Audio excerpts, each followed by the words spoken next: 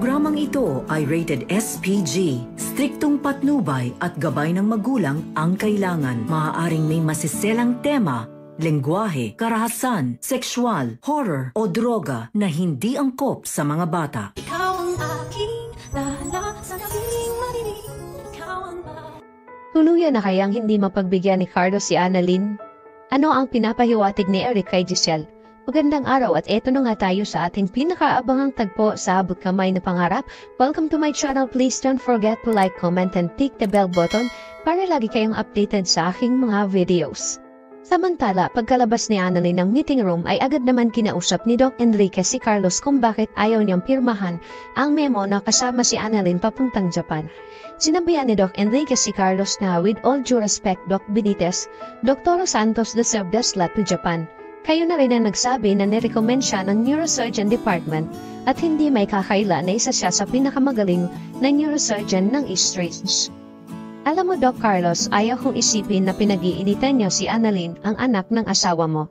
Habang si Carlos naman ay napatingin kay Doc Enriquez, sabi ni Carlos na hindi ko pinipersonal si Annalyn. I always practice fairness in this hospital. Alam mo yan. Ang sa akin lang naman, ayaw kong isipin ng buong department na binibigyan ko ng special treatment o special favor si Annalyn at pinoprotektahan ko lang siya at ayaw ko na napag-isipan nila si Dr. Santos na nakukuha niya ang opportunities na to dahil sa stepdaughter ko siya. Dapat niyang paghirapan ito. Napabuntong hininga naman si Doc Enriquez sa mga sinabi ni Carlos at sinabi niya na naiintindihan ko.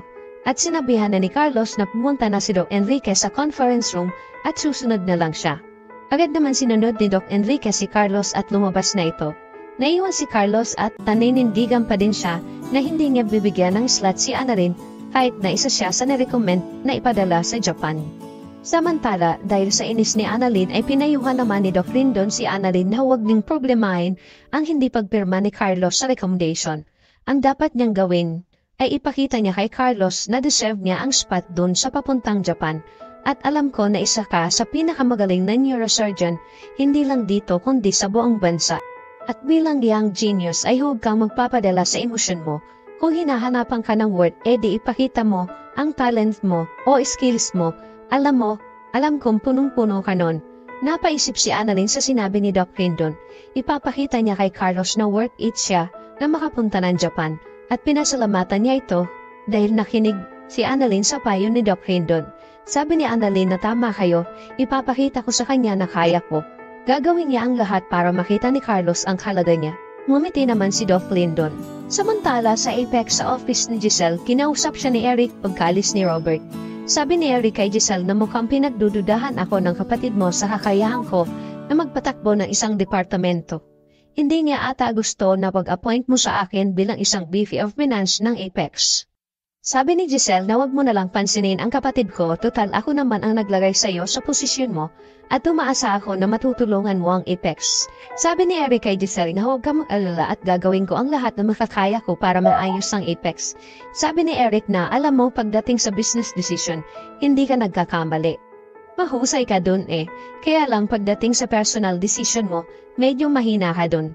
Alam ni Giselle ang gustong ipahiwatig ni Eric sa kanya, ang tungkol kay Justin, ang pag-agaran niyang desisyon na maipasok sila sa Apex. Sabi ni Giselle na ginagawa ko to para sa anak ko, upang makabawi ako sa kanya sa mga panahon na hindi ko siya nakasama, at pagkakataon ko na itong maiparamdam sa anak ko na mahal ko si Justin, at sana maayos na namin ang problema at mapatawad na niya ako sa nagawa ko sa kanya. Napapangiti naman si Eric sa mga sinabi ni Giselle dahil alam niya na hindi siya mapapatawad ni Justin kahit na ipinasok niya ito sa Apex dahil isa sa pinag-usapan nilang mag-ama ay ang hindi patawarin ni Justin si Giselle. Ang hindi alam ni Giselle na kahit pa binigyan niya ng mataas na posisyon ang anak niya ay hindi pa din siya ito mapapatawad sa ginawa niya. Sana nga ay hindi nagkamali si Giselle sa pagpasok niya sa mag-amang Justin at Eric sa Apex. Dahil kapag may ginawa ang mag-ama na hindi maganda at maging dahilan ng pagbagsak ng Apex, ay sigurado na ikagagalit ito ni Ben dahil sa mali niyang desisyon.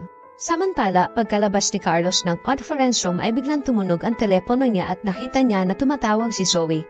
Kaya agad siyang lumabas para sagutin niya ito. Sabi ni Zoe na, "Kamusta dad dyan? May balita na ba kay Lolo? Gising na ba siya? Dahil gustong-gusto ko na sanang umuwi ng Pilipinas dahil nabalitaan ko na naandyan na pala yung anak ni Tita Giselle." Sabi ni Carlos na oo, nagkita na sila ng anak niya at kasama din ang tatay niya. Ipinag-alala naman ito ni Zoe dahil baka hindi niya ito makasundo tulad ni Annalyn kapag pumasok na siya sa Apex. Sabi ni Carlos na huwag na muna kayong umuwi dito hanggang hindi pa nagigising si Sir Pepe. Madadamay ka sa mga ginagawa ng mami mo. Paano kapag nagising si Sir Pepe? Kaya mas maigi na huwag na muna kayong umuwi dito dahil magiging malaking gulo kapag nalaman nila ang katotohanan. Ikinagalit naman ito ng Zoe at sinabihan niya si Carlos na alam ko na we're done, we're doomed. Kahit naman nandito ako ay hindi pa din ako pinatatahimik ni Lolo at ayaw niya akong tigilan. Alam ni Carlos na kapag galit na si Zoe ay wala na siyang magawa.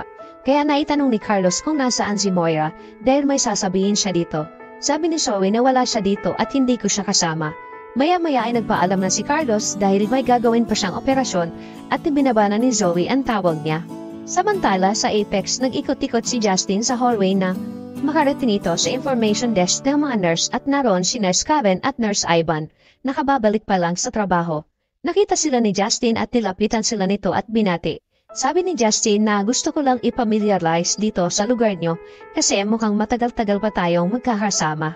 Habang nakatingin at nakikinig lang ang mga staff nurse, maya-maya ay sinadya ni Justin na ihulog ang isang box sa ibabaw ng information table at sinabi na, sorry, pwede niyo bang pulutin ito?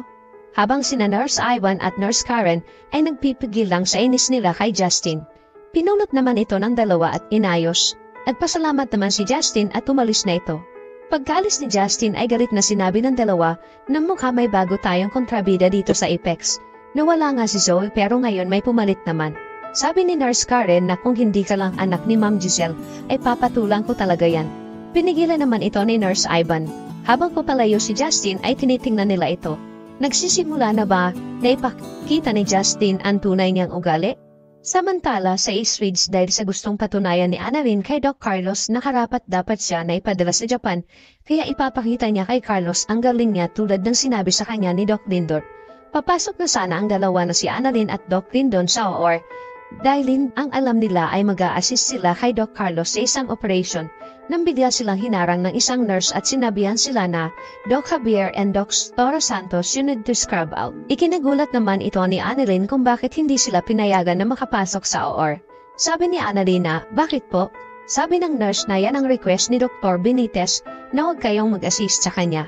Nagkatinginan naman si Annalyn at Doc Lindon dahil wala silang kaalam-alam sa naging desisyon ni Carlos. Mas lalong lumakas ang kutob ni Annalyn na masyado siyang pinipersonal ni Carlos ang dahil lang nalaman niya na may balak siyang lumipat sa Apex kaya hinahadlagan ni Carlos ang lahat. Gustuin man ni Annalyn na ipakita kay Carlos na deserve niya na maipadala sa Japan. Subalit kung ayaw talaga ni Carlos ay wala siyang magagawa. Galit na umalis si Annalyn habang nakasunod naman sa kanya si Doc Lindon. Kinausap ni Doc Lindon si Annalyn na huwag ka munang magalit kay Doc Carlos, baka may iba siyang dahilan kung bakit hindi niya tayo pinag-assist sa kanya. Naiiyak na lang si Annalyn sa sama ng loob niya kay Carlos. Bakit hinahadlangan ni Carlos si Annalyn? Babalik na ba ng Pilipinas si Zoe? Magkakasundo kaya ni Justin ang mga staff ng Apex? Yan ang ating pakaabangan dito lang sa Abot Kamay na Pangarap. Huwag bibitiw at huwag kalimutan mag-subscribe. Maraming salamat po and God bless.